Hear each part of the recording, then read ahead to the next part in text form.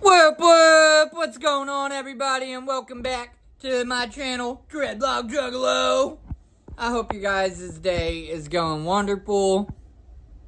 Hope everything's everything. But we're going to touch down on a very controversial subject, and maybe I'm just going to add to the sources later on down the road. But for those of you that do not know, it is said interlocking is bad for Caucasian hair. It can even be bad for Afro kinky style hair if done too much. Now, I'm not going to sit here and try to discredit that 100%. But I am going to break it down a bit in my own experience. So, I am at 17 months. It is July 1st and January 6th will be 2 years. Okay, y'all have traveled with me on my journey this far.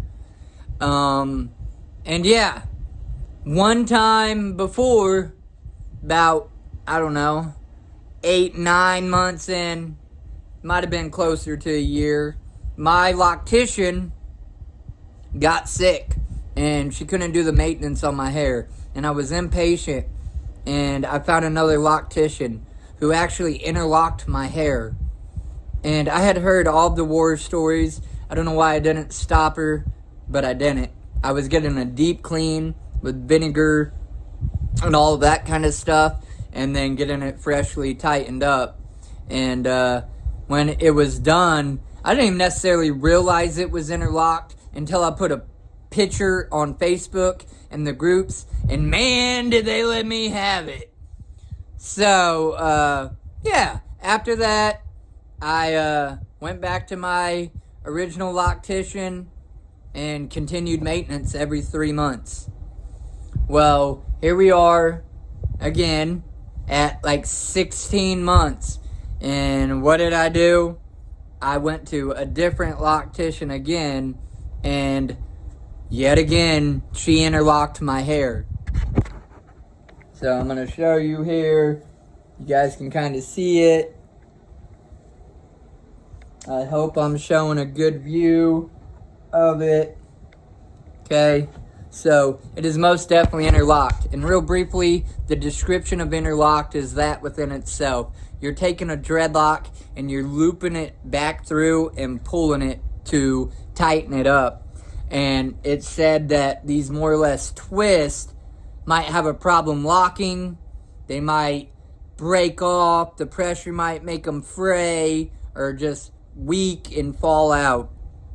Now, again, I'm not going to try to sit here and tell you guys that's wrong. But so far in my experience, it was okay. I, done my root rubbing about 2 weeks after I got it done, and went back to palm rolling and regular crochet hooking. So I'm hoping that's the case. So I just wanted to make this video to stamp it and date it and say I have got interlocked.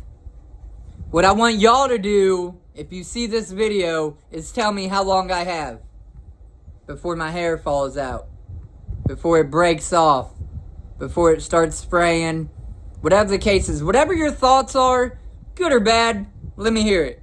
Put it in the comments below. Tell me, am I going to lose my hair in a week, in a month, whatever the case is.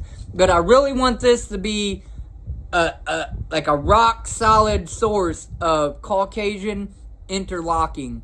And if it works for me, that don't mean it's necessarily going to work for the next guy. But I'm tired of there not being a staple and actual evidence. I tried to do research on what's the first documented case of somebody's hair falling out. And there's no technical documented case. It's all hearsay and from locticians and word of mouth and so on and so forth, which is okay. We learn through other people, obviously, and the internet is not always right. So take my video with a grain of salt. But I'm here to tell you, I'm going to continue my journey. I'm not going to worry too much about it falling out. And if it happens, I'll be honest. I call a spade a spade. I'll come on here and be like, look, y'all, I was an idiot. Look at this. And I'll show you. But for now, we'll see. I hope you guys enjoyed this video. If you have any questions, concerns, comments, video ideas, please drop them in the comments. I love you guys. Have a good day. Whoop, whoop.